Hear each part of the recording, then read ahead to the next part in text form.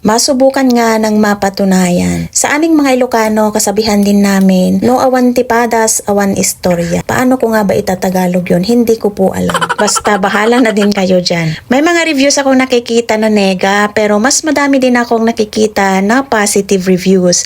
At kung ako ang tatanungin nyo po, kung ang hinahanap nyo ay pure, concentrated, natural, deep flavor at healthy soup, recommended po ito. Masarap po siya para sa amin. Pero may dahilan ako kung bakit ko sinabi na pero at mamaya na yon mga auntie. So yellow chicken itong gagamitin ko mga auntie, yung yellow siya. Kasi ito yung nakikita kong ino-order nila amo pag kumakain kami sa restaurant. Yellow chicken na may nakikita akong nilalagay na dried Chinese herbs. So tinanggal ko nga yung mga hindi karapat dapat dyan at binawasan ko din yung konting fats niya. Ganon din po sa kaloob-looban niya mga auntie, yung mga cavities, nilinisan ko din po yan. Pagkatapos kong malinisan, binudburan ko po siya ng white pepper and then yung salt natin. Syempre ganun din na pati sa kaloob-looban niya nilagyan ko din. And then patalastas mga auntie, ganito ba kayo after mag-handle ng manok? Wala lang, hindi naman sa pag-iinarte pero naninigurado lang po ako. Ini-sprayan ko po yan and then binubuhusan ko ng mainit na tubig dito sa aking working area. Sa gulay, prepare ko na din mga auntie. Mag-a-add sana ako dito ng celery kaso nga lang parang overload na ako ng gulay. Tapos itong red onion ang ginamit ko kasi nga po, parang natatamisan na ako masyado kapag ka white onion pa ang ilalagay ko kasi maglalagay ako dito ng goji berries. So isang malaking pot, inayos ko na po lahat yan. Pati sa loob ng chicken, may nilagay din po ako nang sa ganun po magkalasa naman po yan kasi hindi man yan malulublob yan sa tubig. And then nag-add pala ako dyan ng ginger, yun yung nilagay ko sa loob niya kasi parang nakukulangan ako. Pinag-iisipan ko din dyan kung maglalagay ako ng cooking wine or shaoxing wine kaso nga lang po baka makakasira naman po yung lasa. Kaya nga dinagdagan ko na lang po ng ginger. At dahil sigurista ako at para walang kawala talaga yung singaw, tinakpan ko ng foil yung singawan sa takip ng pot. At hindi naman obvious na taga-bundok talaga ako kasi mahilig akong magsiksik o magtapal sa mga kasirola hanggat pwede pa yan gagamitin. Aayusin ko yan hanggat pwede pa, parang relasyon ninyo. Hindi basta yan isinusuko.